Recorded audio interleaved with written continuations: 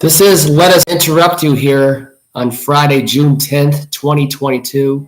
I am doing this on a Friday because unfortunately work schedule has screwed up my life once again and basically screwed up this whole weekend. But it didn't screw up Game 4, which is on tonight for the Celtics and the Warriors. The Celtics are playing the Golden State Warriors tonight at 9 o'clock Eastern time. Game 3 was on Wednesday night, so I will give you the Wednesday night review from that. Unfortunately, there is no mic today. It is just me, as usual.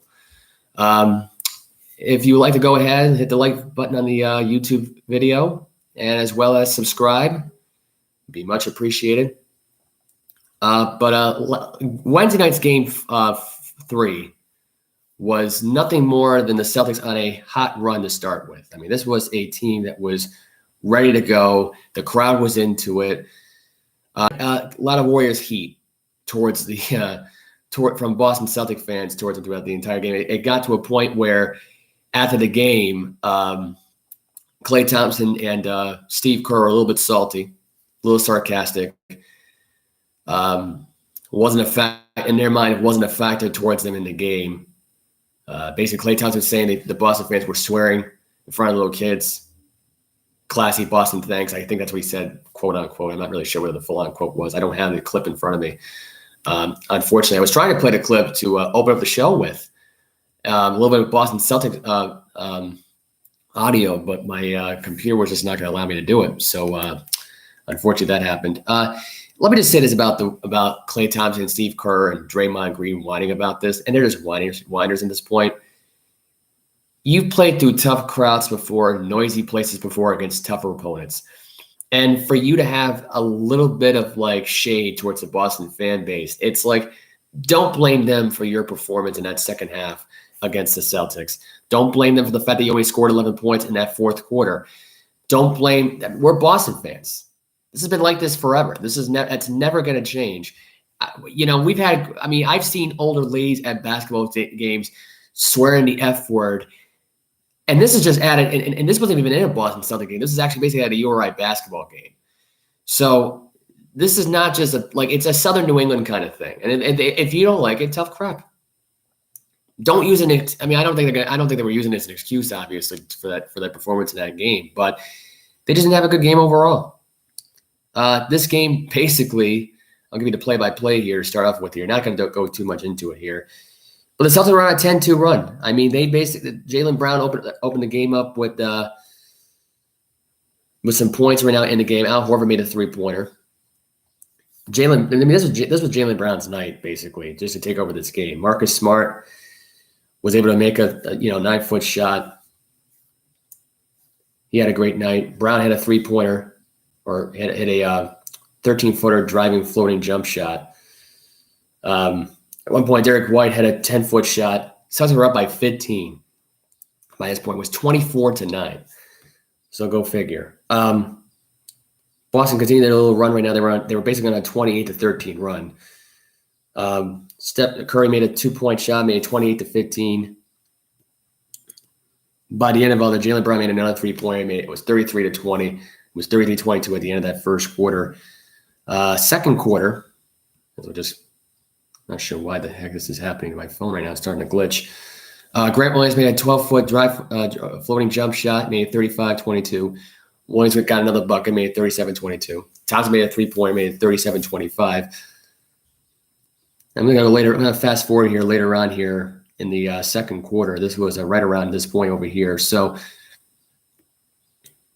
I don't know if this was the area where Smart had the or was it? Yeah, actually it was 49-34, so it was a 15-point lead. Marcus Smart made an alley-oop from Jason Tatum. Nice alley-oop pass, by the way, layup, by the way. Nice, smooth, crisp. I mean, it was right through the Warrior defense. Tatum had a 2-point shot at that one. It was 56-39. At the end of the half, it was 68-56. Celtics had an 18-point lead at one point in this game.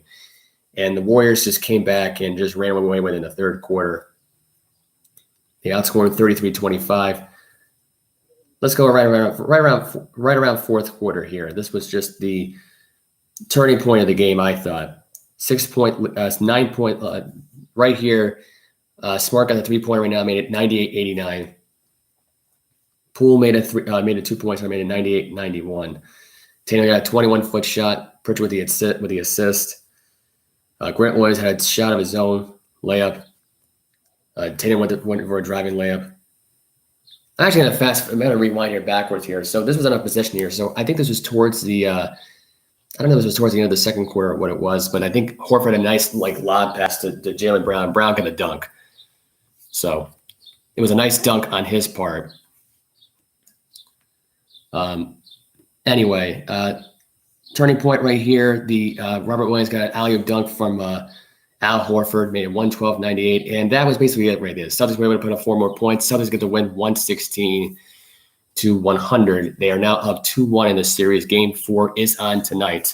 So I do have my Celtics gear on tonight. I will be able to watch it later on tonight.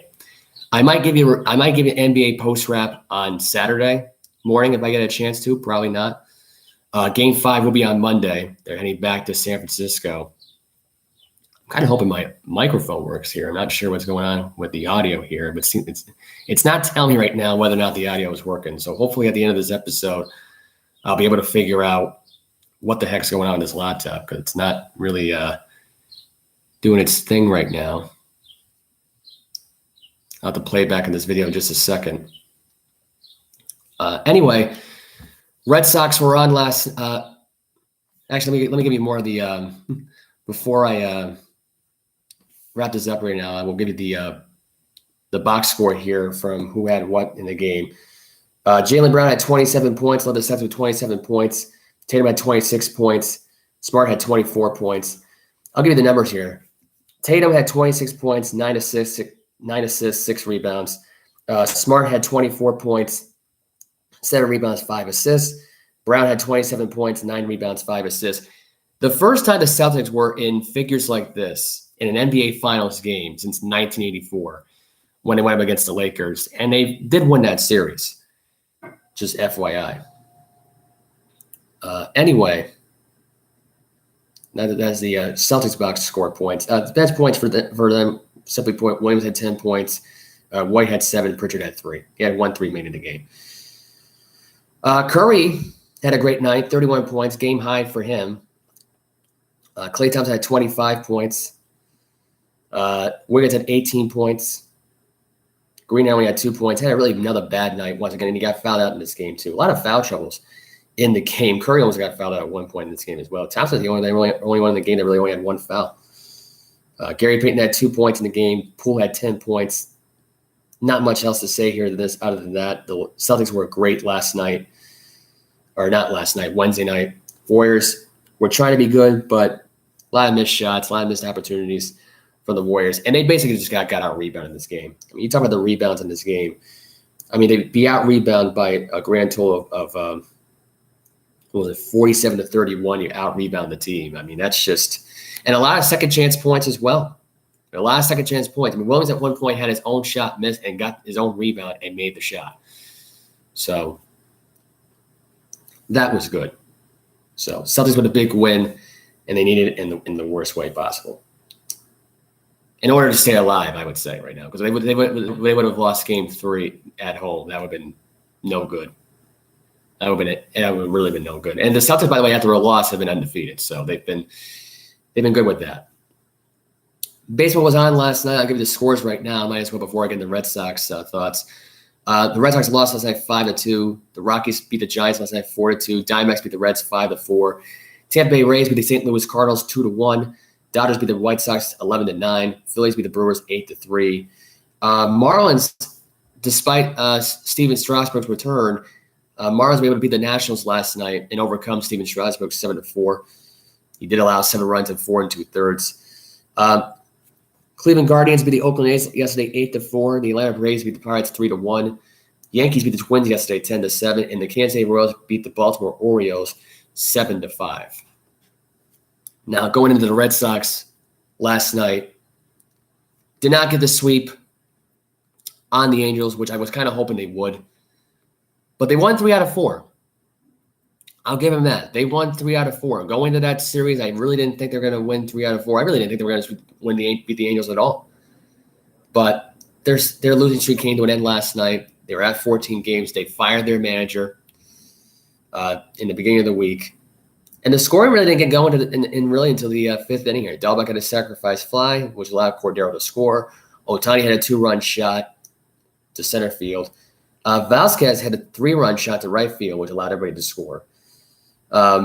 Verdugo had a single to center field, which allowed a Royal to score.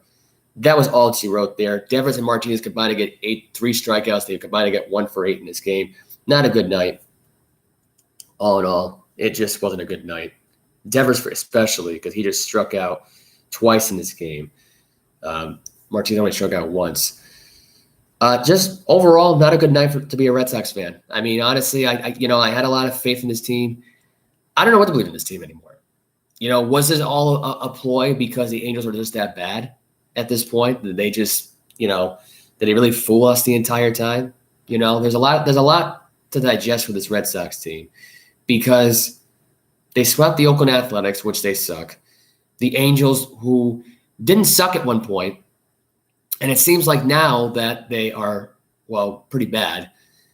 And the Red Sox now are 30-28. So here's my question right now at this point. Are they a playoff team going in October? And I know it's 4 months away and it's kind of too soon to ask this question, but was this all a ploy? Did the Red Sox actually fool us here into thinking that they are actually on the right track? Because now they're still on the road. They're still out west, and they're playing the Seattle Mariners for a 3-game series. Do they still have it in them to make a deep run? I just, I don't know.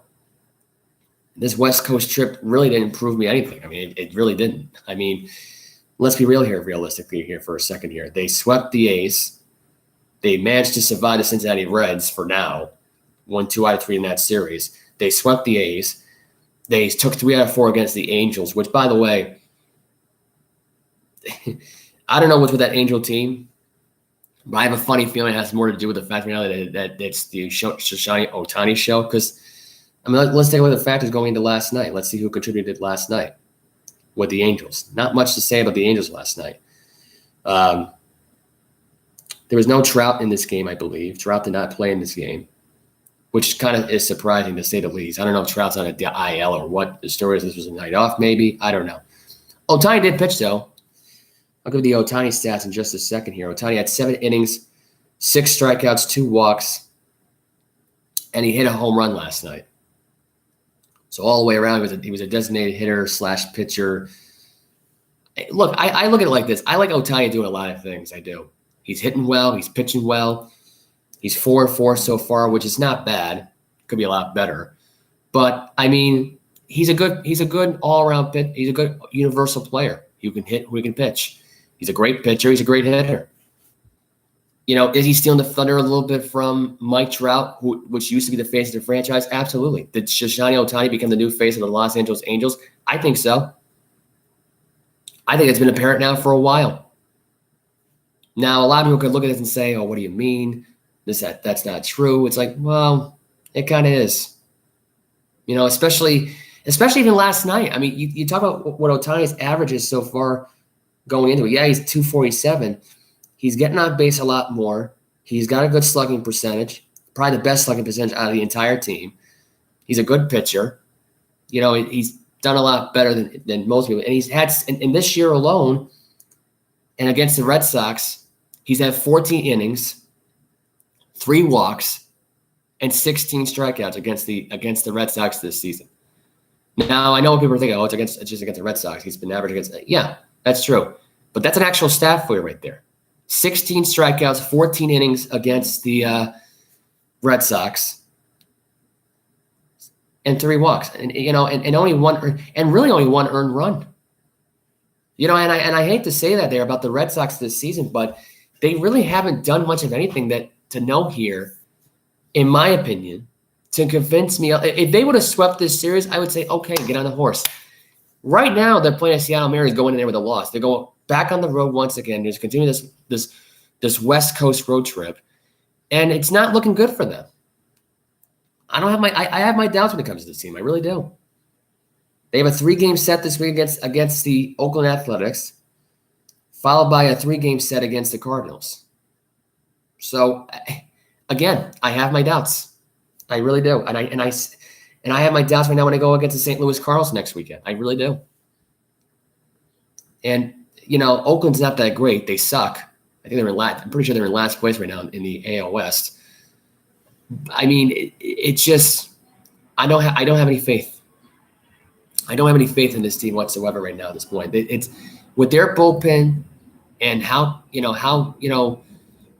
questionable their starting pitching really is, despite where they are in starting pitching, which has been pretty good. I mean, I don't have my faith with this Red Sox team. I don't.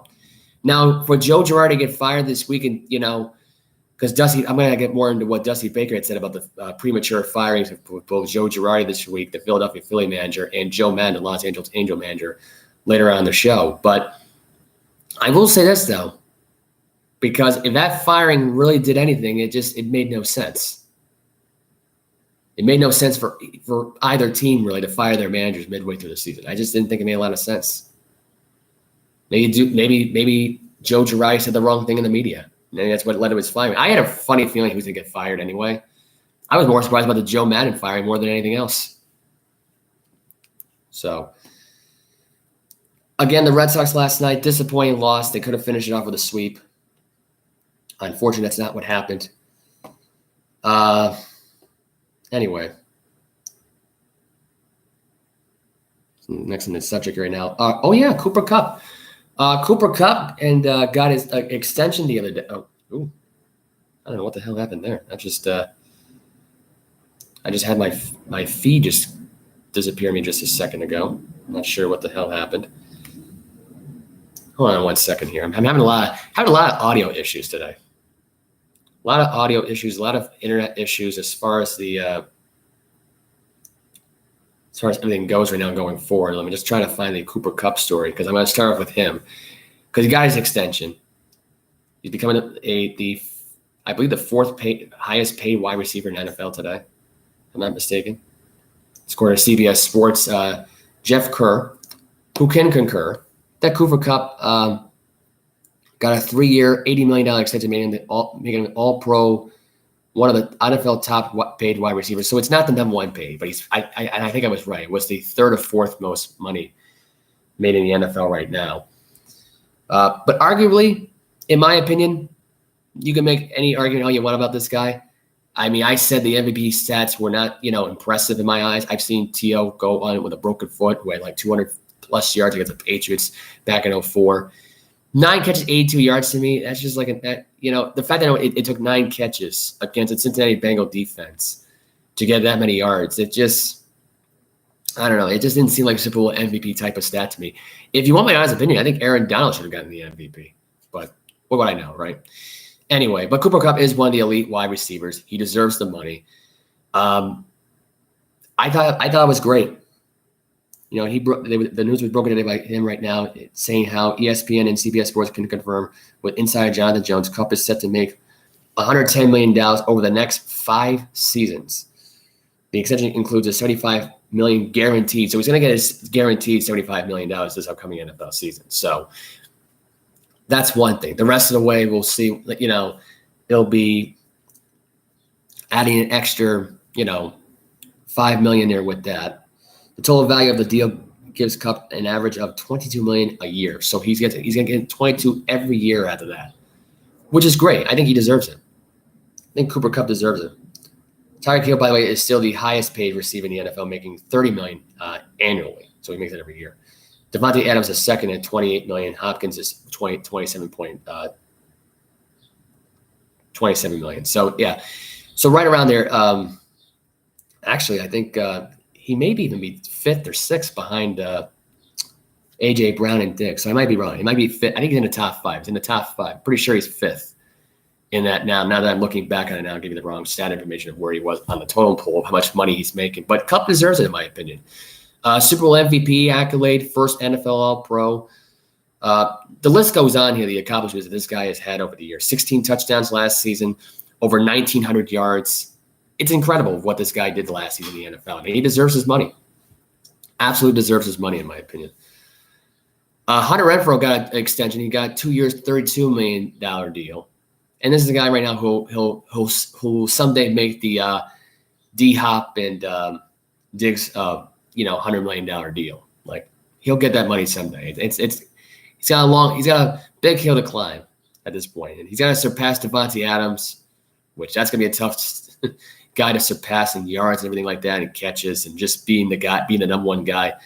Because Renfrow's a number 2 right now. So he's a number 2 right now. He'll get it. He'll have his day. He'll have his day at some point.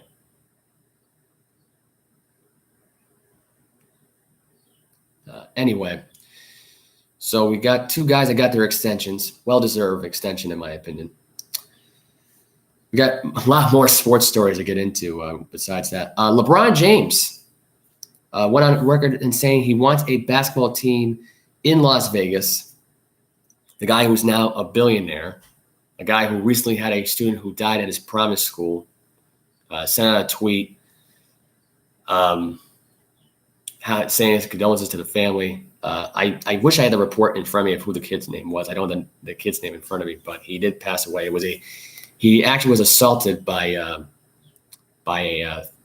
3 black people and 1 girl who stood aside and did nothing and let him get killed right in the parking lot. So bad area down in Akron, Ohio. That's where the school was, by the way, if anyone was curious of where the school is. But condolences again to the family of that 17. The kid was 18 years old, I believe.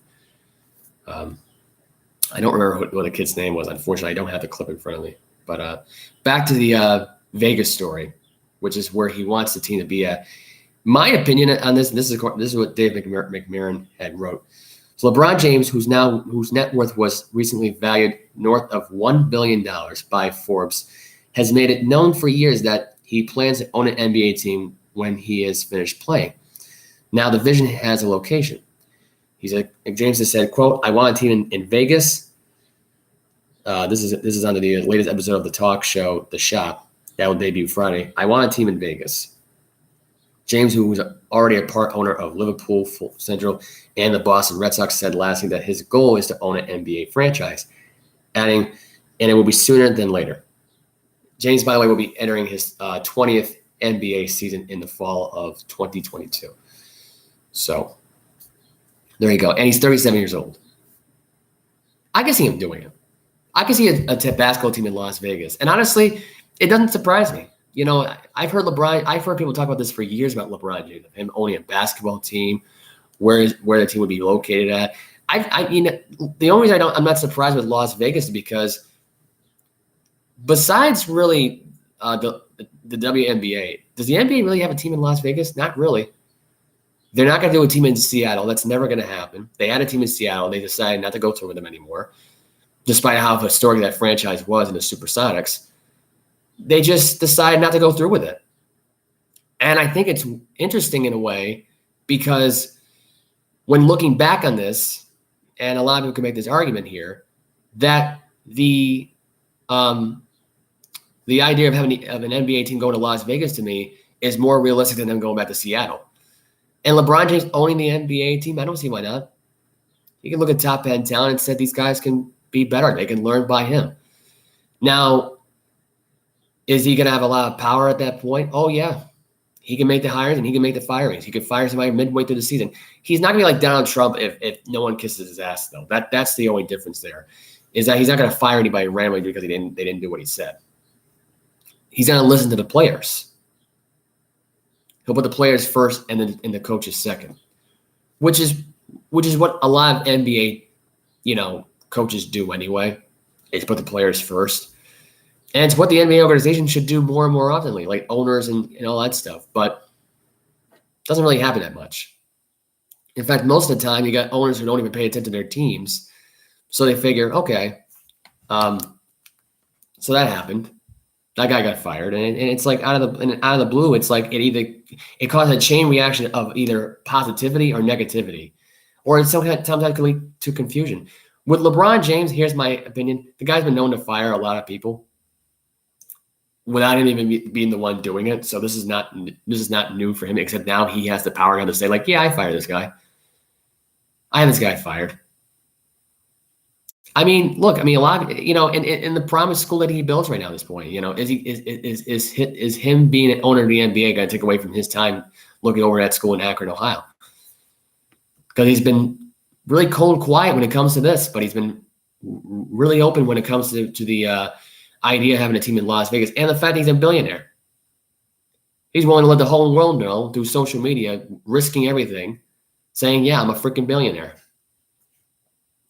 So, I mean, good for LeBron. He wants a team in the NBA. I think it'd be good for the NBA to have a team in Las Vegas. And I think, honestly, I wouldn't be surprised if LeBron called it a career after 20 years playing in the NBA.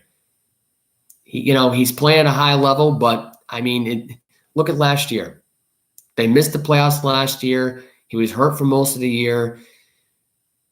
And you got a new coach coming in right now who – and here's my opinion, and this is just my prediction. This is just for the hell of it here. I think when LeBron retires, Darvin Ham is not going to coach this team. He's not going to want to coach this team when LeBron leaves. And LeBron, I think this is LeBron's last season with the Lakers. I don't think they're going to go out as champions. I'm not just saying I'm a Boston Celtics fan and I can't stand the Lakers. But I think realistically, and I'm just putting this on a, from this standpoint, that I think the Los Angeles Lakers are not going to go out as champions. They're going to probably miss the playoffs. And I think Darvin Ham, Rasheed Wallace, LeBron James, they'll have an expansion team that will come in the NBA. They'll take over the Kings jobs, maybe. And here's my opinion. I could see a new basketball team in the horizon here. I can see LeBron James owning a team in Las Vegas within the next year or two. And I could see a new team name. And I could see the Sonics name coming back. I could see the Las Vegas Sonics, Supersonics, as your next NBA team. Because I think Seattle is out the window. I think having a basketball team in Seattle at this point is a closed deal. It's done. It's never going to happen. And I think if LeBron James, who's a minority owner right now of the Boston Red Sox, granted, he doesn't care about the Boston Red Sox. He cares more about this than anything else. And I think, honestly, it wouldn't surprise me if he gave away his Liverpool stock and the Red Sox stock to somebody else and make even more money and have trillions of dollars in his pocket. But this I could believe happening. I could see LeBron James taking Rasheed Wallace, taking Darvin Ham. And you want my honest opinion? And I really think this could actually happen too. I think Tim Duncan can join up right along with them. I can see Tim Duncan in the next couple of years saying to himself, what am I doing with this team? Greg Popovich is setting me up to fail here. So you want to know something? I think Tim Duncan is going to join up with Rasheed Wallace, Darvin Ham, and LeBron James with the Las Vegas Sonics. Las Vegas Supersonics. The Supersonics are coming back, but not to Seattle. But to Las Vegas.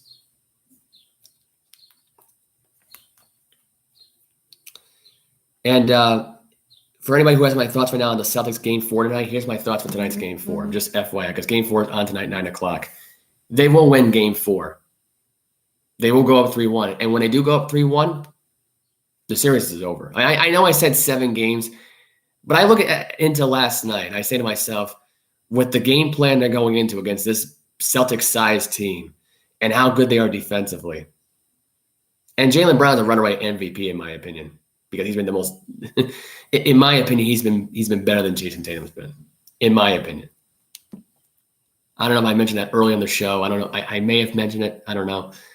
But I mentioned it again here. Jaylen Brown will be the MVP if the series ends in 5 games. I mean, Jason Tatum could probably go out and score 53 points. I could see that, but I just, I could see Jaylen Brown doubling up against 50 of his own. I can see it. I can see Jaylen Brown being MVP. I can see Jason Tatum just, because I think Brown deserves it more. He's played a lot harder defensively as well. So, I mean, unless Jason Tatum tonight has a great Game 4 and he goes out and scores 40 points one game and scores 50 the next game here, then I think Tatum gets the MVP gets back in that MVP conversation. But right now, Jaylen Brown's my runaway MVP.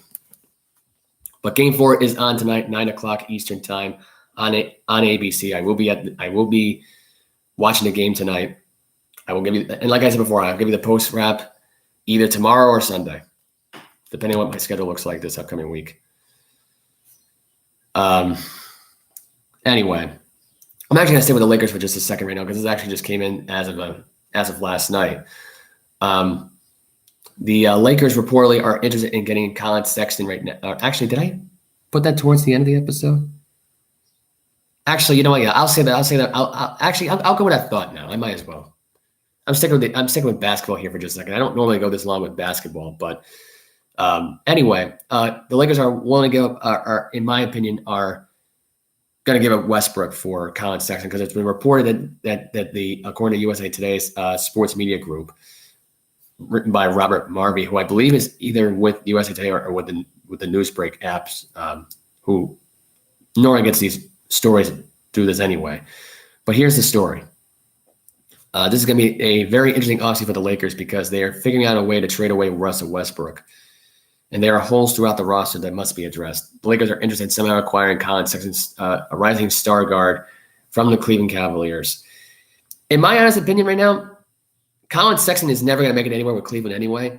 So I think he should agree with the trade here. I think the Lakers should go through this, pursue this guy as much as possible. And honestly, I would try to get try to get LaMelo Ball on board.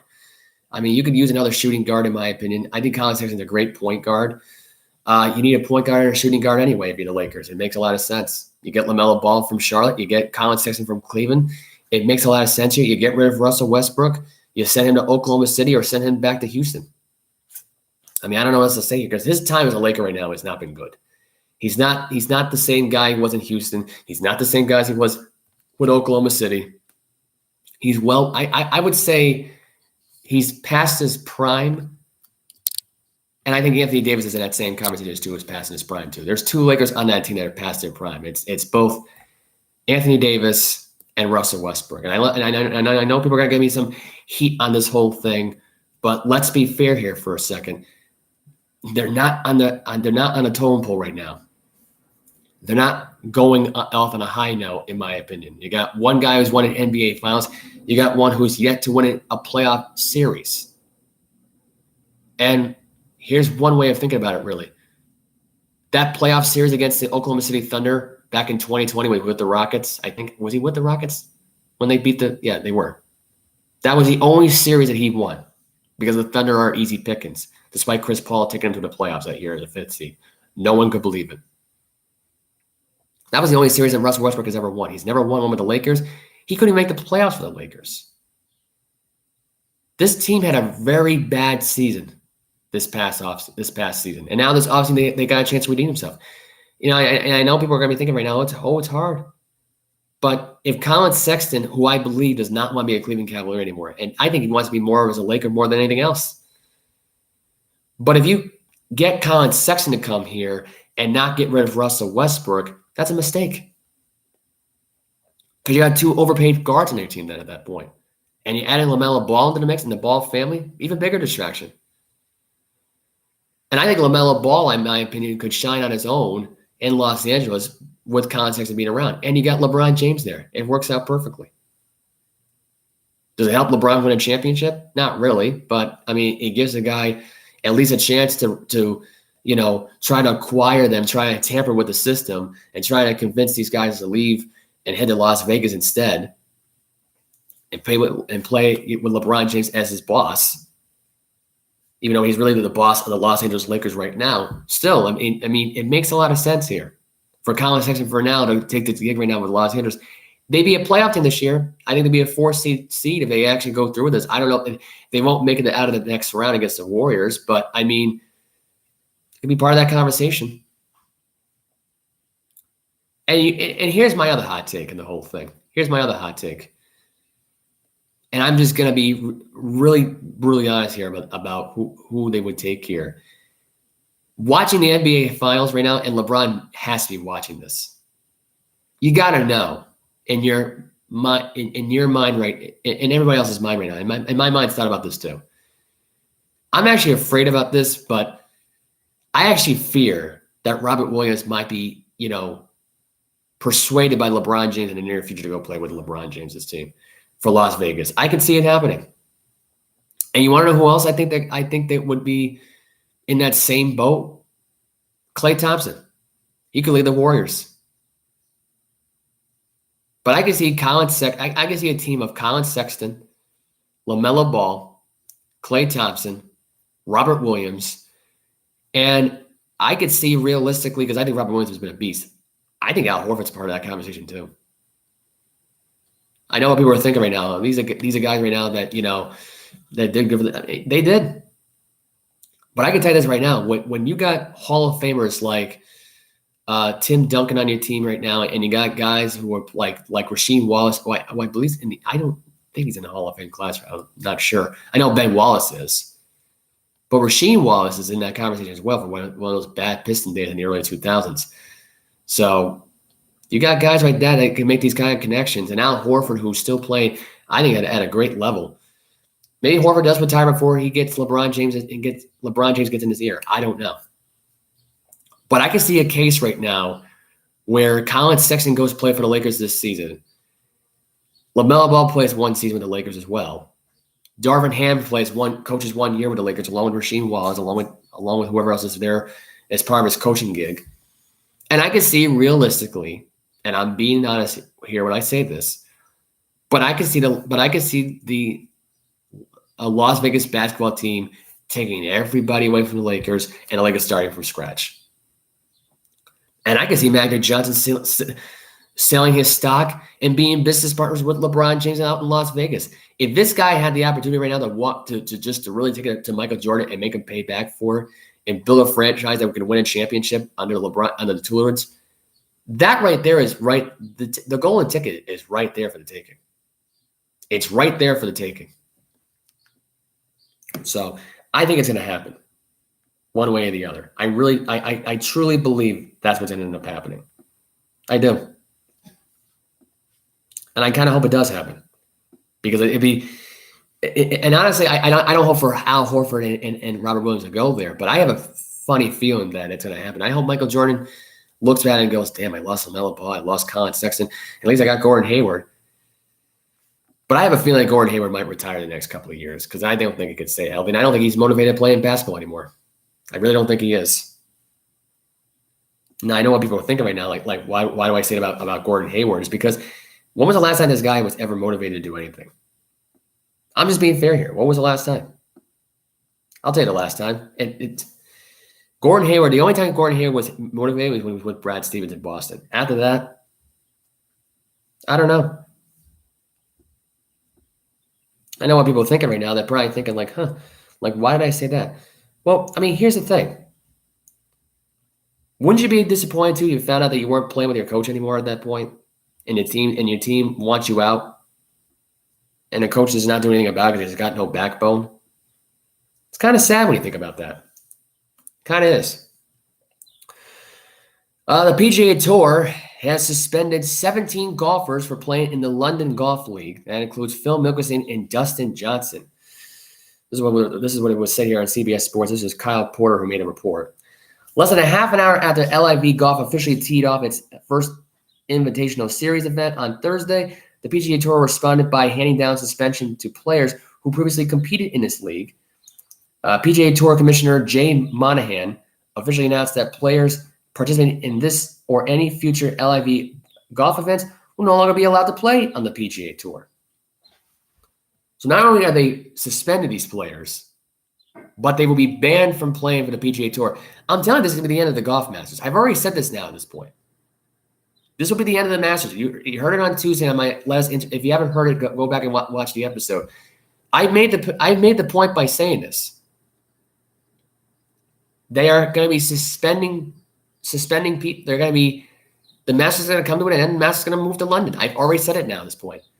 The PGA may come to an end because of this. I don't know why they wouldn't just partner up and just make things more simple, but that's just the way they do in business now these days, I guess. It makes sense. Monahan was unclear, perhaps purposely so, about the length of the suspension in a statement released by the PGA Tour. We have followed the tournament regulations from start to finish in responding to those players who have decided to turn their backs on the PGA Tour. will be willfully violating a regulation. Simultaneously to you receiving this memo, the players are being notified that they are suspended or otherwise no longer eligible to participate in the PGA tournament play, including the President's Cup. This applies to all tours sanctioned by the PGA Tour. As you know, players listed below did not receive the necessary conflicting event and media rights release or did not apply for releases at all. And their participation in the Saudi Golf League events is in violation of our tournament regulations. The same fate holds true for any other players who participate in future Saudi Golf League events in violation of our regulations. Of the 17 golfers named in the letter, 10 had previously resigned their memberships. The other 7 include Phil Mickelson, which was an active member of Thursday Morning. Regardless of the member status, players choosing to play for the LIV will be effectively treated by the PGA Tour. Players who resign will be removed from the FedEx Cup points list and are not permitted to play for PGA Tour events as non-members or via sponsor exemptions according to the tour. At the conclusion of his letter, Monahan pivoted to what makes the PGA Tour special and encouraged players to press in on both the history and the mediocrity of metro. I don't even know what the word is. I always read it and mess up words. I am certain our fans and partners who are surely tired of all this talk, money, and more money, will continue to be entertained and compelled by the world-class competition you display each and every week, where there are true consequences for every shot you take and your rightful place in history whenever you reach that elusive winner's circle, he said. LIV Golf responded quickly with a statement of its own, which I'm not even going to get into a response because it's too long a response. But here's my opinion on the whole thing. The PGA Tour did the right thing. If this is part of the regulations, which I believe it is, I don't really know the true regulations behind the PGA Tour rules. In my opinion, they did the right thing. But I think realistically, the Saudi League and the PGA Tour could be making a boatload of money because the Saudis have a lot of money. Is this a mistake by the PGA Tour to lose all these players? Oh, yeah. And Tiger Woods is next. Don't you worry. He will get that Saudi money at some point when he's fully healthy. And I'm going to tell you right now, I think people like Phil Mickelson, Dustin Johnson, Fowler, they're all following along. They will all follow along. And the PGA Tour will probably be no more. And you want my honest opinion? If they're making a boatload of money, which I know they are down there, I don't see how the PGA Tour even survives. I really don't know how they're going to.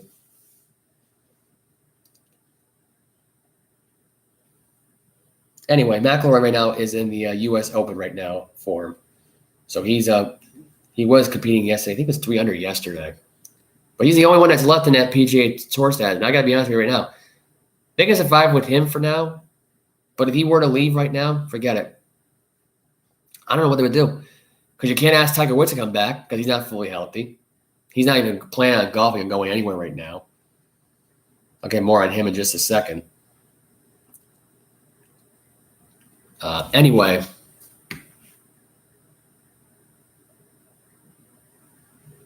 just getting some reports right now from the NFL. I'll get more into that in just a second. More in the Drew Brees story. It's getting more and more interesting. It may have already been old news. It's been re-official. But anyway, I'll get more into that in just a second. There's some difficult audio issues. I think my microphone's not working. Hopefully I hear myself at the end of this episode.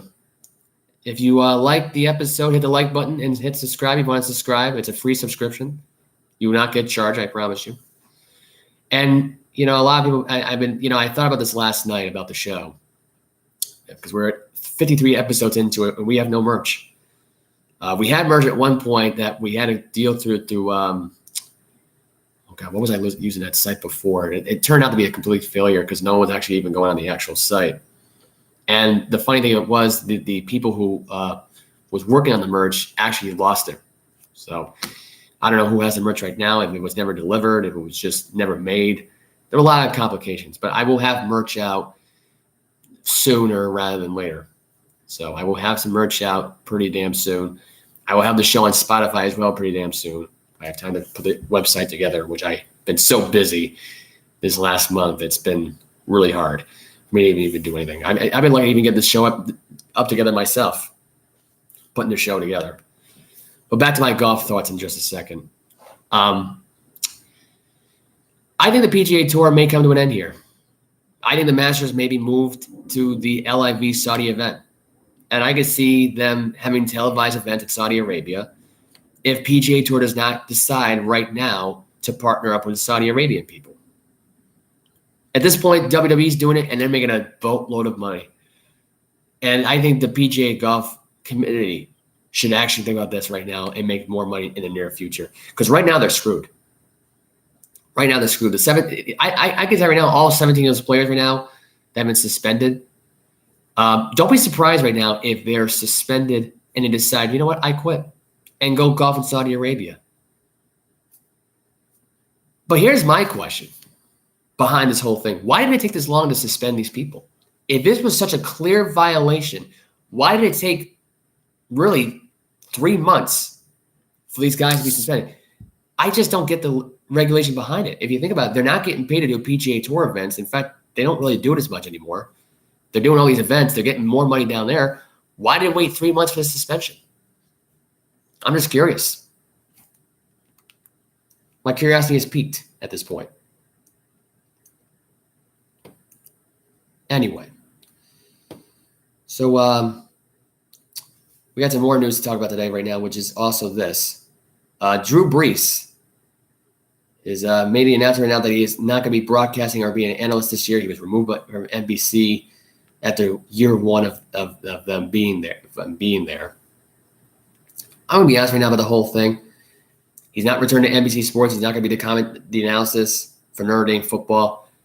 I didn't think he overall was really that great, to be honest. I didn't think he was a good pregame show guy. I didn't think he was a good analysis for Notre Dame football either.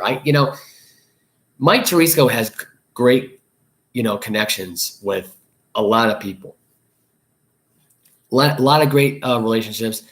Builds a lot of things with people in the long run in the broadcast analysis program. He's a good color commentator.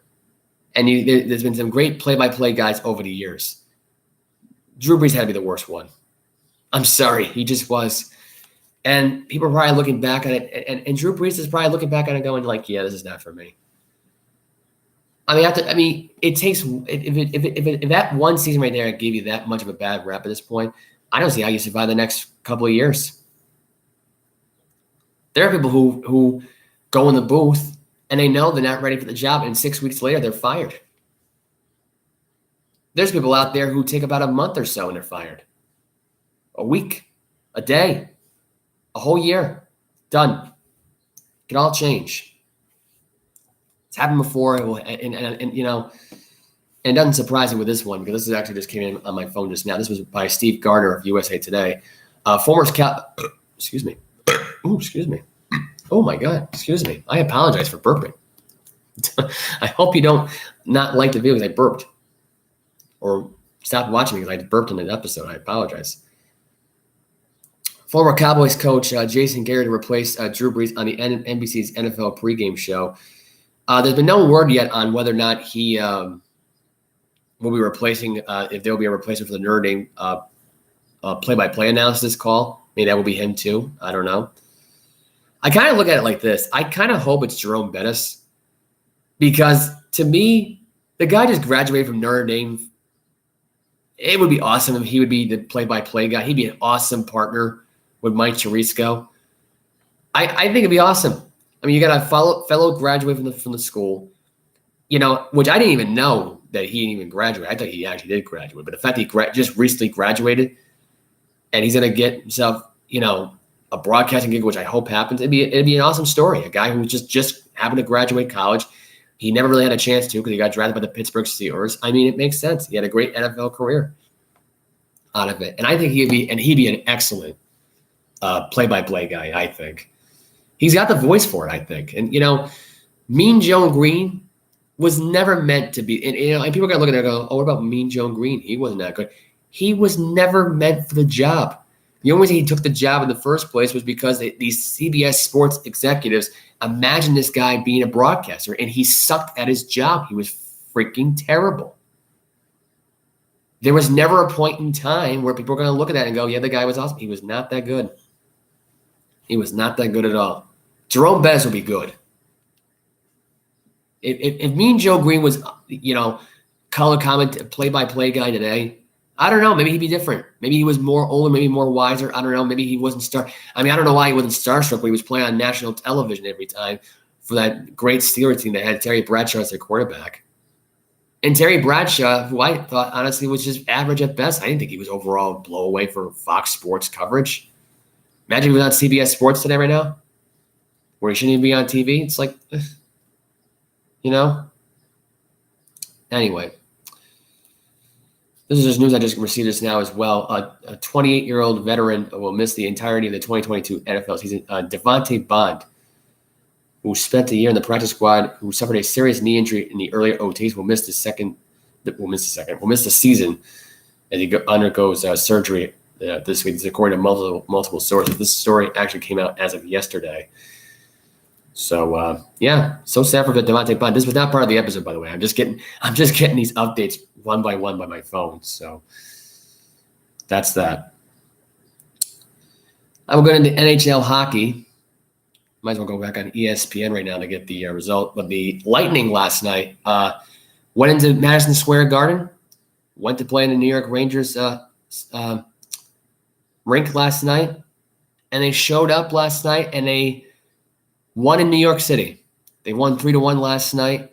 Defending champions doing so good last night. The three starts of the game were Sergachev, who got a goal last night, Valesky, who had 24 saves last night, and Lindegaard, who had a goal as well in the game. Lindegaard got the only goal for the Rangers last night in the second period, unassisted. Sergachev got a goal as well. He was also unassisted. Platt had a goal late in the third period, along with Hagel. Sergachev and Hedman got the goal, the assist for Platt, and Kermit got the goal for the Lightning. So the Lightning got the win 3-1 last night. They're now up 3-2 in the Eastern Finals of the Stanley Cup. The Raiders are in trouble. That's all I got to say, because they already lost 2 games in Tampa Bay. And I think right now, as it pains me to say this, it was dead energy last night. I didn't feel like – and remember, the Raiders have already forced a lot of Game 7s. They were down 3-2 against the Carolina Hurricanes. The difference was that when they were down 3-2, they lost their games on the road. Okay? So they lost at Pittsburgh when they made them down 3-1. They won back at home. This is the first home loss that and this was a crucial Game 5. They should have not lost this game last night. So this was not a very good night for the New York Rangers. I think the series is done. I think that the Lightning have exposed this team. It was dead energy from the word go. It seemed like they weren't alive during the first period when it had no score at the end of that period.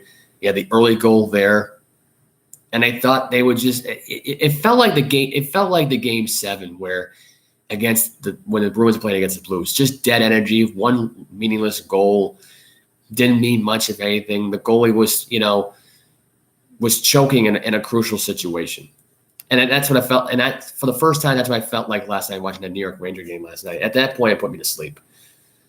So I had to rewatch the second and third period this morning, but it was not a good night last night for the Rangers as they choked in Madison Square Garden. If you choke in a stadium like that in a crucial Game 5 when you know these fans really want to see a championship in New York City, and you do that last night, I don't know what to tell you.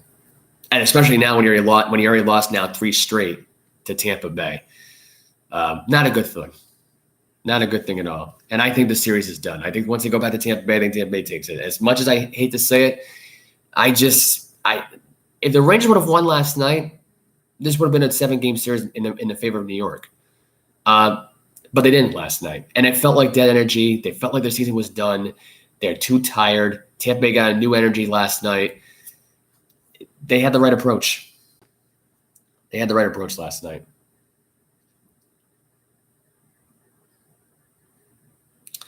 Tiger Woods is now a billionaire. This was as reported as of this morning. This is according to his Twitter right now. He was able to get able to, I think I had the report on Bleacher Report. I can pull it up real quick. Oh, we got some breaking news. This is as of last night. As of this, and we're getting the news now. It's not not the best breaking news you want to get right now. But Don Perkins, former Dallas Cowboy running back who got Rookie of the Year in 1961, has passed away at the age of 84. Condolences goes out to the family and friends of Don Perkins, who was just passed away. The Cowboys announced last night, Thursday night, that he had passed away. A former Pro Bowler, passing away at the age of 84.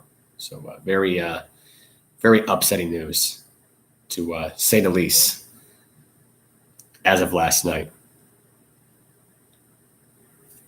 Anyway, but Tiger Woods, as I go back to the Tiger Woods story, I know I did a quick. I'm trying to find the news about him becoming a billionaire. He just became a billionaire as of yesterday. He joins Michael Jordan and he joins LeBron James as one of the current athletes / VIP / owners to make $1 billion. Tiger Woods right now, who's a multi-time PGA Championship winner, is now a billionaire. Go figure. This is a guy that it could hardly play golf today for more than one round, is now a billionaire. He's got no reason to play golf anymore. He really doesn't. Now, if he wants to run a Saudi league, maybe. But does he really have a reason to play golf anymore? He's got $1 billion at this point. $1 billion. He can own the PGA if he really wanted to. He could run the Masters. He could do a lot of things. He could get paid just for doing that.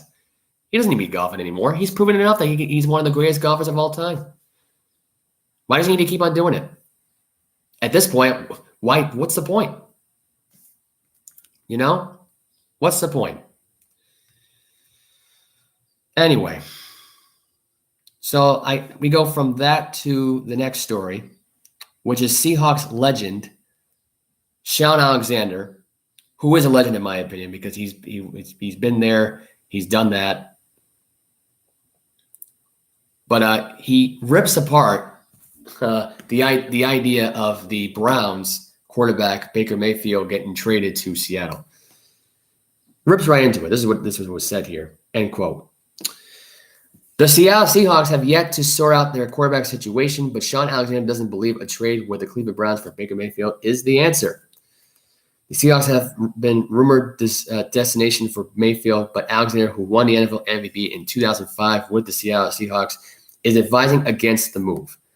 He believes that Seattle should stick with Drew Lock and Geno Smith at quarterback, with the winner position battle getting the nod as a starter. It's interesting because I feel like Baker Mayfield might, on paper, look a bit better than Drew or Geno. But I don't know if there's a higher ceiling for any of those three guys. This is what he said. This is what Alexander said while appearing on the Zach Gelb show on Thursday. If we make a trade, are we willing to lose something that doesn't have a high of a ceiling? That'd be foolish to lose picks or people for something with a ceiling that's not as high. I don't think that's the wisest. End quote. And Pete Carroll agreed with Alexander's assessment. Here's my opinion. I totally disagree 100% with Shaun Alexander. And I'm a big Shaun Alexander fan. I am. I think the guy could have kept on playing for another 3 or 4 years. Had a great legendary career with the Seattle Seahawks. He almost won a Super Bowl with them back in 2005. If it wasn't for that penalty gate bullcrap Super Bowl that I watched in 2005 that year and rewatched again 17 years later with the Rams and Bengals. But I will say this about this. I totally disagree. There are some people you can give up on this team. Believe me. They're still bad defensively. They're still bad offensively with Drew Lock and Geno Smith.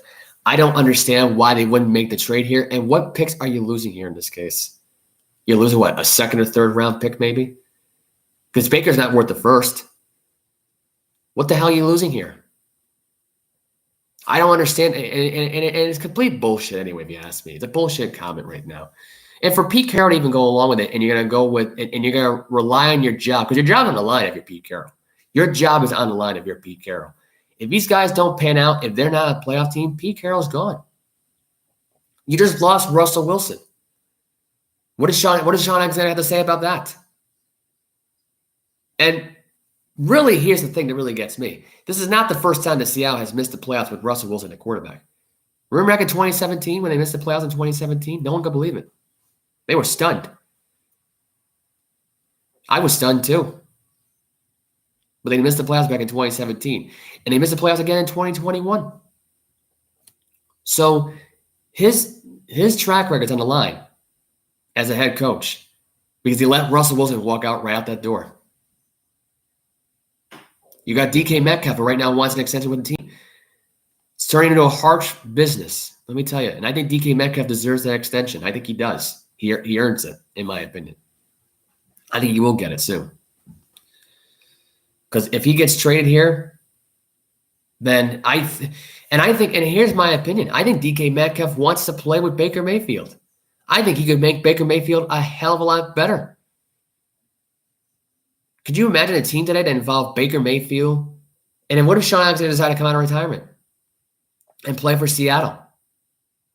You know? You got Tyler Lockett, Sean Alexander, DK Metcalf, Baker Mayfield. What are you going to do? We're going to have Geno Smith and Sean Alexander. Give me a break. But I don't see Sean Alexander ever come out of retirement. He's been retired now for 11 years. I don't see how he would come out of retirement now. Be a mistake. But this is a dumb comment, in my opinion. It's a stupid comment. Because there are people out there who look at this and say, this is by far the stupidest decision the Seattle Seahawks could ever make, is to let their franchise face the league, face of their team franchise Super Bowl winning quarterback and Russell Wilson walk out the door. You brought in Drew Lock and Geno Smith then. Here's my question. What the hell were you thinking? Why didn't you draft the quarterback? If you really – and here's the thing that really gets me. Drew Lock was a backup quarterback last season while Teddy Bridgewater led the team for a little bit. When Lock took over, they sucked the rest of the way. Bridgewater had a hiccup, they lost their confidence, and they went right back to Drew Lock in the status quo of them sucking. If you have Drew Lock starting at quarterback or Geno Smith, you're going to be at the status quo of being a suck bag team. You have quarterbacks during this draft that you could have drafted. You have Malik Willis. You have Matt Corral. If they're not the answer, and if Baker Mayfield's not the answer, then what the hell's the answer? And here's my ploy in the whole thing. This may just be a big giant, maybe there's a big giant reach here for me. But does Sean Alexander want Pete Carroll to be fired? Is that why this guy retired all those years ago? Because Pete Carroll, remember, came in back in 2009, 2010. So Pete Carroll's been around the Seahawks franchise now for a while. But is this a really reach here for Pete Carroll to get fired? Is this all a ruse? Is this really for Sean Alexander's excuse to get this guy fired and to take the head coaching job? Because Sean Alexander has been real quiet now for a long time. And I think it's a bullshit answer about what he said about Baker Mayfield. Mayfield, yeah, he's an average quarterback. He's not in the league class conversation. He turned that whole Cleveland Brown franchise around. He really did. And to blame him for the Odell Beckham Jr. show, I got to be honest here. It is kind of on him. But Odell Beckham Jr. could have been better for himself. You got a guy who's banged up all the time, injured all the time.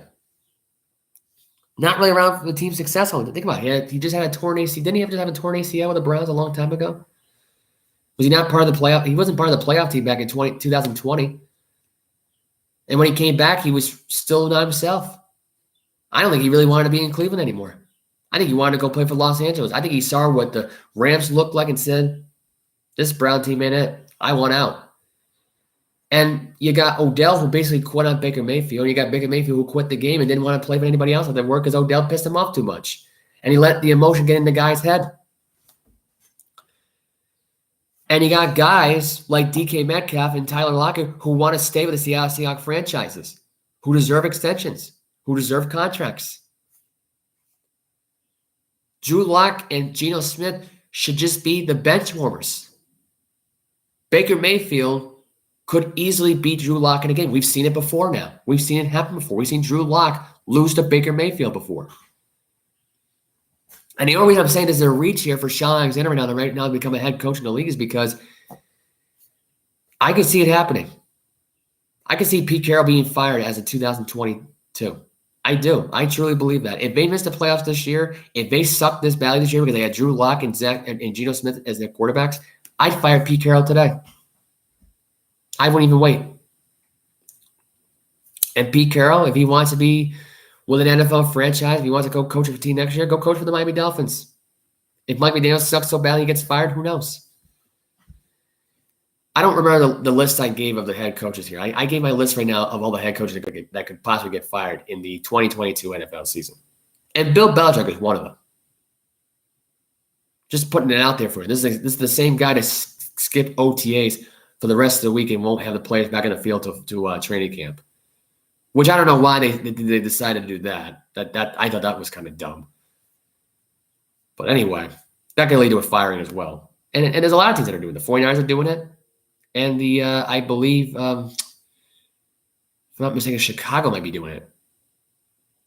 Which apparently there's been rumors saying there was a problem with the inside, problem with the weather this week.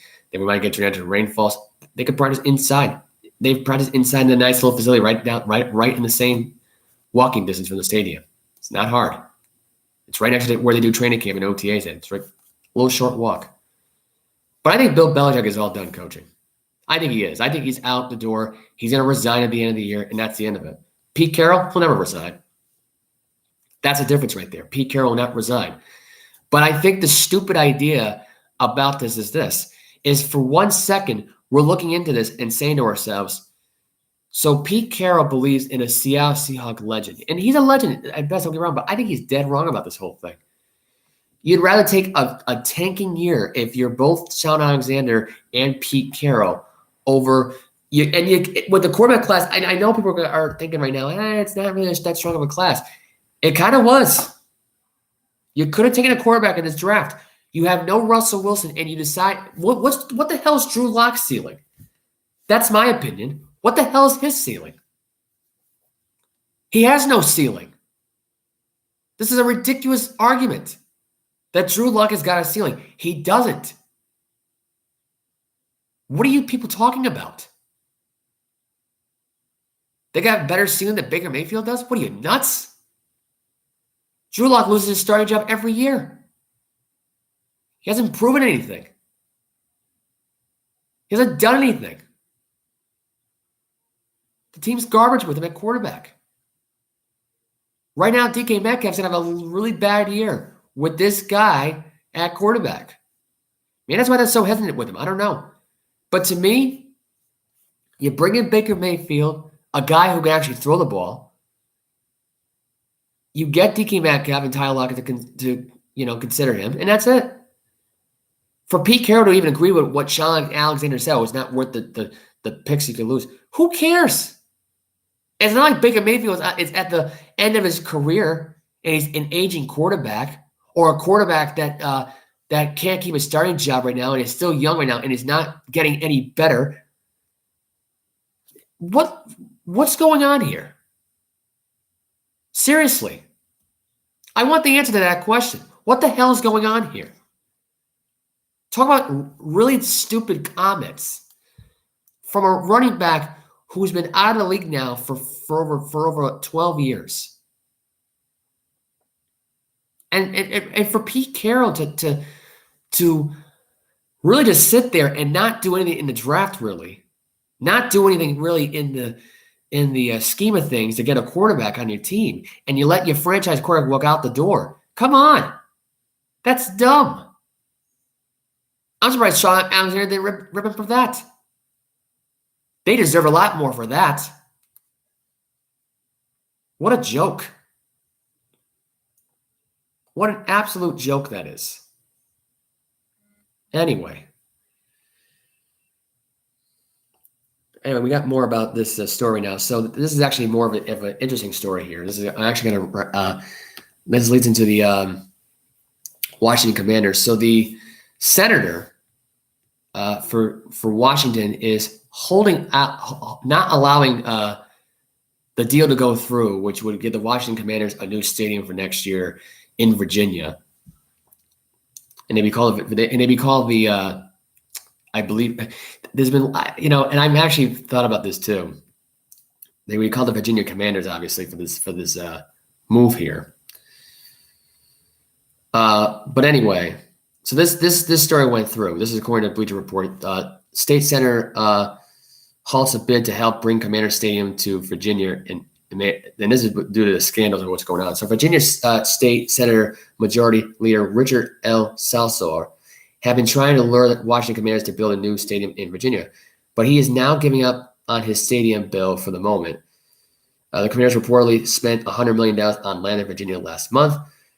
Salsor blamed the repeated controversies within the organization, most recently with the defensive coordinator Jack Del Rio, referring to the January 6th insurrection at the United States Capitol as a dust-up. In my opinion, here's my opinion about the whole thing.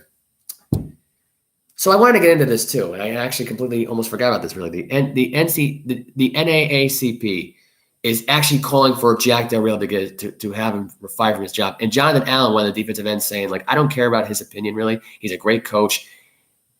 You're not going to get a political argument out of me. We're friends here. We keep politics away from sports. I don't know what he said right now, but he basically said he doesn't care about his opinion. Right? Now, Del Rio apologized afterward for wording it afterward. This obviously was not very helpful to put in mildly, but there's so many other things out there, Salsor said. There were just too many things out there that a lot of people are saying. Salsor said, this thing needs to wait. So this controversy right now, it has more to do with this whole thing. And I think it has more to do with the scandals with Dan Snyder as well. They're just putting the blame on Jack Del Rio at this point, instead of putting on the guy who really should be fired from the Washington Commanders in the first place for hiding the revenue. But that's far enough, though. That's not worse. It's what Jack Del Rio said that was fucked up, right? That's the idea. Let me tell you something about this whole dust-up situation compared to January 6th. If anybody says anything positive, anything that's against January, that's with this whole thing saying it was just a dust-up right now, it's just like, it's nothing wrong with it. There was nothing racial about it. But see, the problem is, though, because everybody hates Donald Trump so much, and they have so much hatred towards the guy because he tried to go after the vice president, all he wanted to do was get the votes. I don't think they were going to kill anybody, really. I don't think they had the intent to kill. They had tomahawks and stuff like this. There are people out there who look at this and say to themselves, there were some people there that wanted to kill security guards. That was it. Because I think these people had the intention on thinking maybe the Capitol was loaded up with guns. But then when they realized they didn't, it's just like, okay, now all bets are off right now. You notice they never pulled their trigger on any of the guns or anything like that. They put the guns away and they chase after the people, right? Right? It was a fear tactic. It was probably one of those cap gun things that had caps in it. They probably didn't even have guns there were no AR-15s there. But for this to be such a dust up, and this and there was nothing racist, by the way, that what Jack Del Rio had said. But I like how Salazar covers up the whole thing and doesn't, look at the guy who was hiding revenue from the team's organization and letting the wife run the whole operation right now because he might be under fire here. And it really protects him from getting fired. Because now at this point, he won't get fired now because now his wife's running the whole damn show. Tanya is for the Washington Commanders. Now he's going to give the feed by feed of what he would normally do here, and it's not going to change anything. But you get what I'm saying. So the blame here is on Jack Del Rio because of what he said during about the January 6th controversy. You want to know what it really comes down to? Trump was not happy about the results. There were some key things that were not reported, and it's kind of clear they should have been reported at that day about the votes. We probably need to see those votes anyway. It's not that they went missing. They were tampered with. I don't know. That's my thought in the whole thing. They were tampered with. They were changed. And I wouldn't be surprised if that was the case. Because knowing that Biden family and how corrupt they are, it would not surprise me. But for everyone to go out of their way for what Jack, and this isn't even about the Biden family, it's about what Jack Del Rio said that somehow offended the NAACP, the black community, society, that society over there. And I call that society because they're all blanketed by the woke people's things. Because anything that supports Donald Trump, you're racist. If Jack Del Rio says right now, in the dust right now, it's just like any other riot that goes outside the White House, which, by the way, there's a lot of them. There's a lot of riots that go outside of restaurants. There's a lot of riots that go outside the Minnesota area for George Floyd. There are a lot of it. But to say it was just as similar as this to this one, there's nothing wrong with what he said. He's right. There's been a lot of riots that have happened outside of Rhode Island as well. There's a lot, the looting and stuff like that was worse than what happened on January 6th. But God forbid if we're all saying that's not the case. What was destroyed that day during the January 6th thing? I'm just curious. What was destroyed? What was destroyed about the whole thing? I want to know. I want to know what the hell was destroyed that day on January 6th. Nothing was broken. There were podiums taken. There was stuff taken. That was it. There was never property damage. People never lost their businesses. That's fine, though, if historical monuments get burnt down and all this other stuff gets burnt down during the George Floyd stuff. That's okay, though. But the January 6th, oh, my God, that's so terrible. Nothing happened. Nobody was killed. You got an angry mob of people who did not like the fact that Donald Trump lost. It was the biggest shock in history, according to some people. The voting thing is an issue. There are a lot of votes in there that may have been tampered with and may have not been tampered with. And I think just Trump wanted to know if he really truly lost or not, and he would be able to heal here. And I think, honestly, those people that locked themselves in there just pissed off the mob even more. And there could be a lot more security at that time that was armed. But I don't think those people in there deserve to get killed on that day on January 6th. There are a lot more people that got killed that day that were siding with Trump that day than more than anything else. Have you noticed that part of it? They don't talk about them, though. They don't talk about the monuments for them, though, the roses, the flowers, anything like that. No, they're criminals. Screw them. They don't get nothing. They had no track record. They had no criminal record in their entire lives. And all of a sudden now they're criminals now that is one day when they did nothing but just protests. But see, Del Rio had to apologize because he offended the black community. You want to know why? Because Trump, and according to some people who are opinionated by this, don't have a lot of black friends. When I've seen nothing but black supporters praise this guy for years, praise this guy for centuries. Even the ones who got fired from The Apprentice show have done a lot more praising for this guy. There was nothing racist about the guy on The Apprentice. He never dropped an N-word on The Apprentice show. He never swore on The Apprentice show. He never mocked people on The Apprentice show. Never did any of that. Never even did it off camera.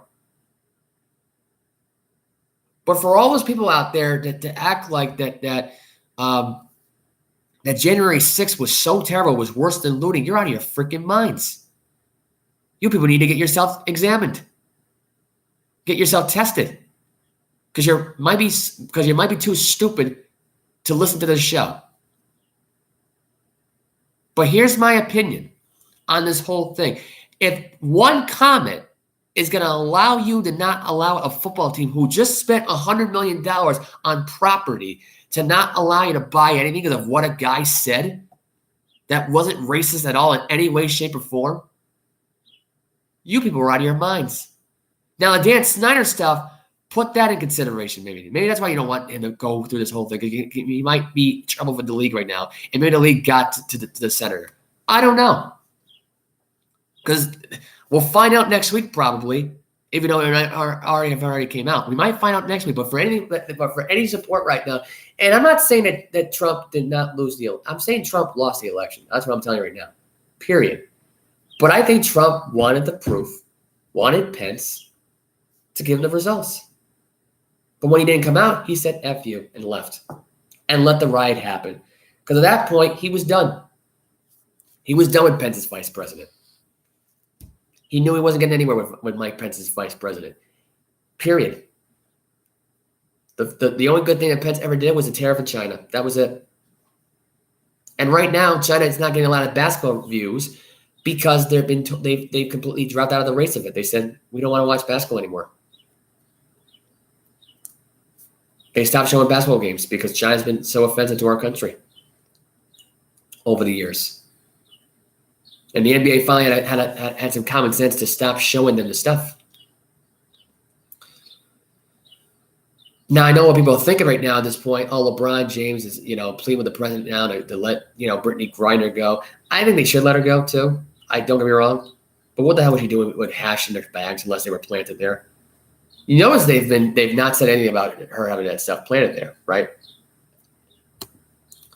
But I just think this whole story about Jack Del Rio, and this is when another Virginia State Senator, Jeremy McPike, specifically cited that Del Rio's comments as a reason to vote no on the stadium bill.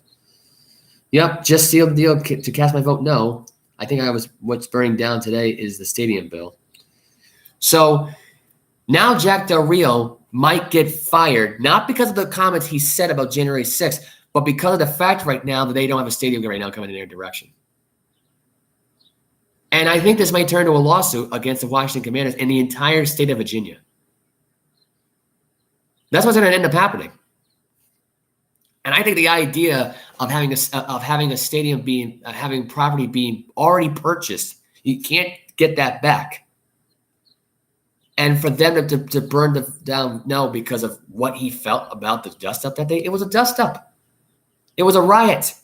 Yeah, people lost their lives over it. But you want to know something? There were riots and looting all going on through 2020. And those were what? Just innocent mistakes?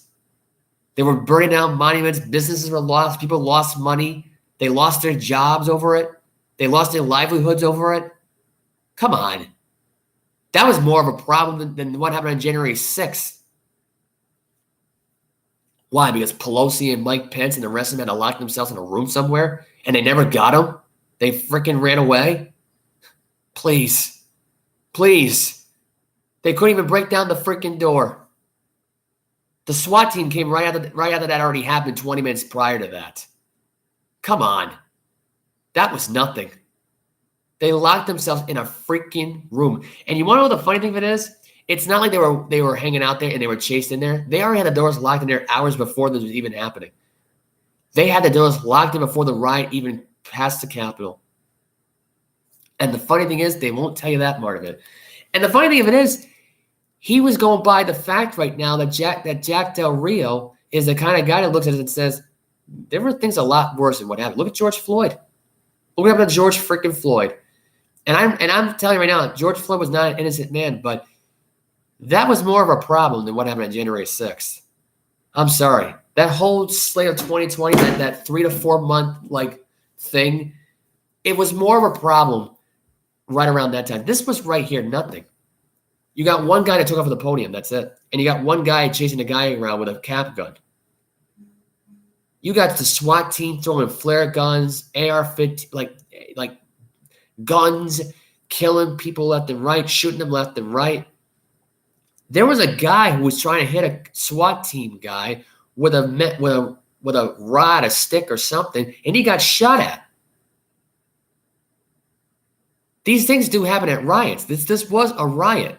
That's all this was. This was nothing more. It was never a terrorist attack. It was never about a race thing. It's not a woke thing. There are people out there who do not approve of President Biden being the new president of the United States. And they were convinced, not because of the voting, but because of COVID and what happened, that they were forcing him out of office. I think Biden wanted a rematch. I think he wanted a recount. That's all he wanted. That's it. He wanted to see the actual numbers for himself. And then so did the Trump supporters. And I don't think there was anything wrong with that. Now, did they go too far? Yeah, they did. I'm not commending them for this. I think a guy going in there in a Viking suit, trying to take one of the podiums they use up there for the conferences and the press conferences, that's kind of going extreme. I'm not even sure they even got that back, even though they got millions of them in their offices. They did go too far with it. They should have never been in there armed.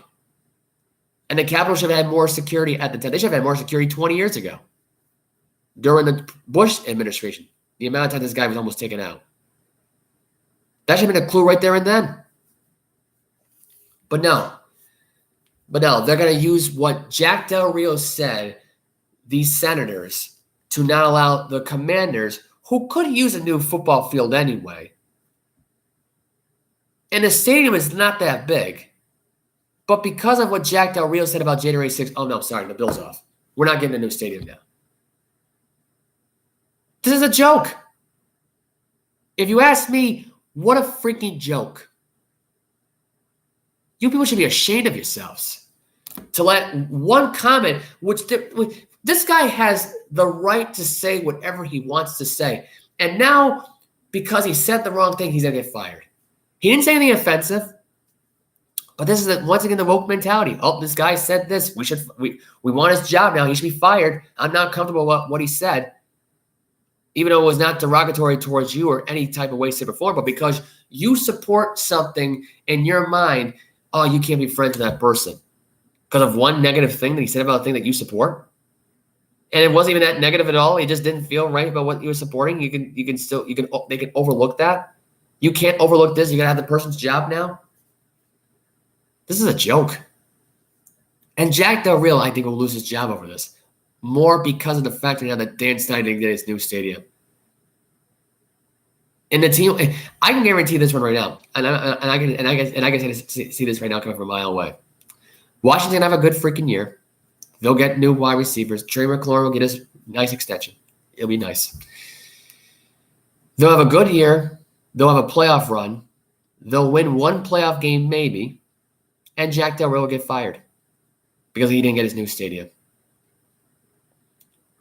They're going to let this play its course out, and that'll be the end of it. I don't know if the deal is dead with the stadium being bought. I'm not sure.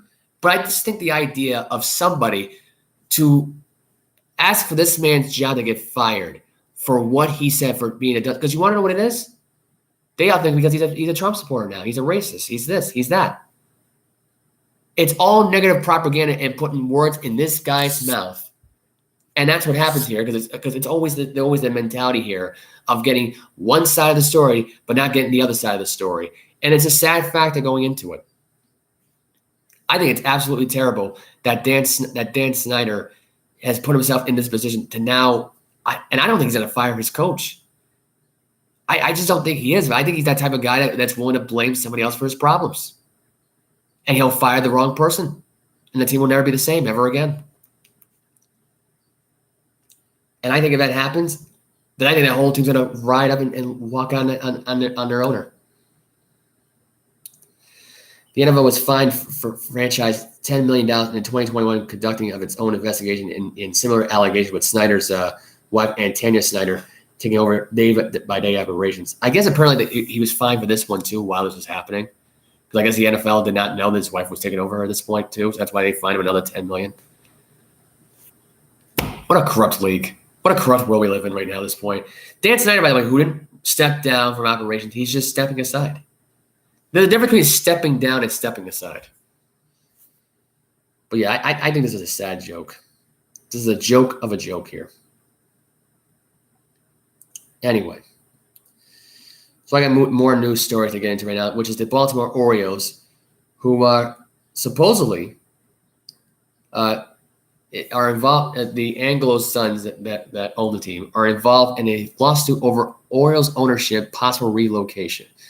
This is according to Dork Samhire on Bleacher Report. The two sons of longtime Baltimore Orioles owner Pete Angelos are headed to court to decide the future of the franchise, as well as their father's law firm and family fortune. According to Tim Perdue and Justin Fenton of the Baltimore Banner, Louis Angelos is suing his brother, John, and mother, Georgia, in Baltimore Circuit City Court. And Louis contends that John seized controlling power for the Orioles despite their father's intention for the two of them to control the team equally. Louis also insinuated that John maintains control of the Orioles. He could look to move the team out of Baltimore. John intends to maintain control over the Orioles to manage to sell, or if he chooses to move to Tennessee, where he has a home and where his wife's career is headquartered. without having to answer to anyone, the lawsuit states.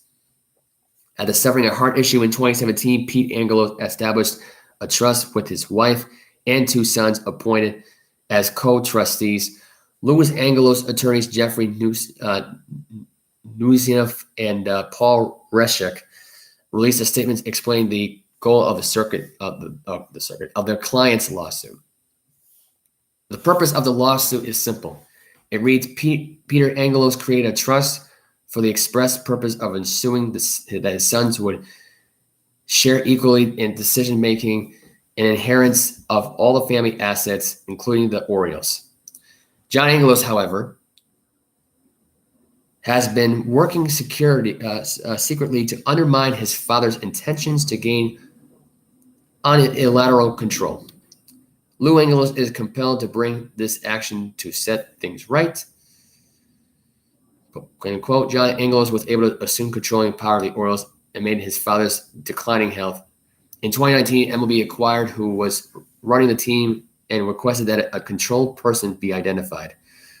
Lewis was working in a principal role in their father's law firm, and John took a more prominent role in running the business of the Baltimore franchise. In November of 2020, John was approved as a controlled person by the other MLB owners. The lawsuit states that Jordan had been trying to sell the team for quite some time, but John nixed a potential deal. Lewis claims that John has been openly displaying his disregard for his father's prerogatives as the managing partner of the team. End quote. Here's my theory. The Angelos are going to end up selling this team regardless. I think that I want to say, is it John who's been the one who doesn't want to sell it? I guess the other sons do.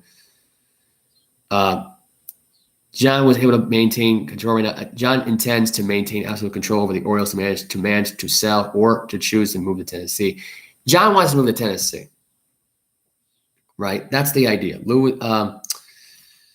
So the son and the mother, I guess, don't want, or according to this right now, Louis Angelos is suing his brother. So Louis doesn't want to move. The mother does. Georgia wants to move probably. She wants to make the move happen. John does. But apparently Louis doesn't.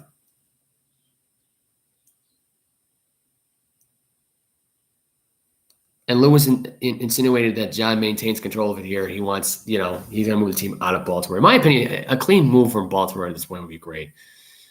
Tennessee sounds like a right approach here. Here's my question, though, at this point. Does that mean that the Tennessee Orioles go to the AL Central at this point, down south? I mean, you got Kansas City, you got Tennessee. Why not? You're going to AL Central. You might as well add a 6th team in that standing. I think this is going to happen, this move, one way or the other. I think regardless, Lewis will lose this lawsuit here. I think Lewis has lost connection now for a while at this point. The mother, was probably more into the state of baseball than the other brother was. I think John was in more of this as well. And I've seen them on TV. I've never seen Lewis at the games. In my opinion here, Lewis doesn't have a leg to stand on here. The team's been deteriorating now for a while in Baltimore. They've been a forgotten franchise. Camden Yards means absolutely nothing anymore to some people here. And I don't think, and really honestly, looking at the attendance in most of these games, I don't think the fans even care if this even leaves Baltimore. I really don't think they care. Honestly, here, the Suns being involved in a lawsuit like this, and the fact that this team's been trying to move out of Baltimore now for a while now, this is all coming out right now. It's like, okay, yeah, whatever, fine. Our team sucked now for years anyway, so what's the difference? The only thing that was relative to the whole thing is that they've had 1 year where they made the playoffs, and and another year they missed the playoffs, and the next year they made the playoffs and went to the ALCS. I mean, there are a lot of ways of looking into this. And the way I see it, and I can see this being brought, I can see the father, Peter Angelos, who's in bad health at this point. I don't know. I mean, and it could be the argument right now where I can see a podcast episode involves CC Sabathia and they do on Thursdays with them talking about the possible relocation right now of the Orioles and whether or not they're going to relocate. And I can tell you right now, I think this relocation is going to happen. I think they're going to move that team to Tennessee. I think regardless of what this lawsuit entails here, because it's not like John's going to get all of the ownership here, and they're going to be banned from going to the baseball games. I just look at this and I say to myself, this really is a lame excuse right now to force your own mother and your brother out of there for all control. And I think realistically right now, maybe he wants to move the team to Las Vegas, maybe. I don't know. I think the Las Vegas Orioles will be a thing right now out in West. Maybe that's what it is. Maybe he doesn't want to move to Tennessee. I don't know. Because they all want to relocate, I believe. I think they all want to relocate. I mean, the brother wants to move out. I mean, maybe they didn't get the word on where they were going to move the team to. And look, I mean, it makes sense. I mean, if John's wife career is out in Tennessee, if he wants to move closer to family, and the team doesn't really seem to care about being in Baltimore anymore, and neither does the fan base, go through with the move. Why is Lewis trying to fight this? And the father Peter, who I think would want this team out of Baltimore as well. Look, he grew up in Baltimore, I think. I understand if he didn't want that, but who's to say right now at this point that he even cares? Go out somewhere else. He's got to know that this team is sucking a big one, big time. They're not that good. Anyway, there's just no one wins in this whole situation. Nobody. Anyway, longtime NFL defensive coordinator Greg Williams is heading to the NFL for the first batch of assistant coaching job. He's getting his first batch of an XFL team. I don't know what team he's going to be on, but he will be a part of the XFL as an assistant coach. This is more news right now. Real Quest right now, name title is now the sponsor of the Tampa Bay Bowl after the Outback Steakhouse ended their long-time partnership, and they will no longer be sponsoring now the Tampa Bay Bowl. Deion Sanders' sons reacting to their Sports Illustrated cover. They are on the cover for Sports Illustrated, so congrats to to their sons, and congrats to Deion Sanders for raising some really good kids, really good football stars out there in Jackson State. So congrats, they deserve it. Anyway, one last bit of news right now on the day, which is the Dusty Baker story. He went on record on saying, and I think I actually have the story. If I can get can read the story here on Clutch Points. This is by Carl Ramsden. Girardi became the first manager that was fired, obviously, on the MLB season, along with Joe Madden. And this is what Dusty Baker had to say. He said, quote, "I think it was a premature firing. It's getting less and less forgiving because everybody can't win all the time. The whole year, teams go on streaks." Basically saying that nobody here is perfect. I hear stories like this, and I hear a quote like this, and this is all I care about the quote here, because I think that, again, the Joe Madden stuff came out of nowhere.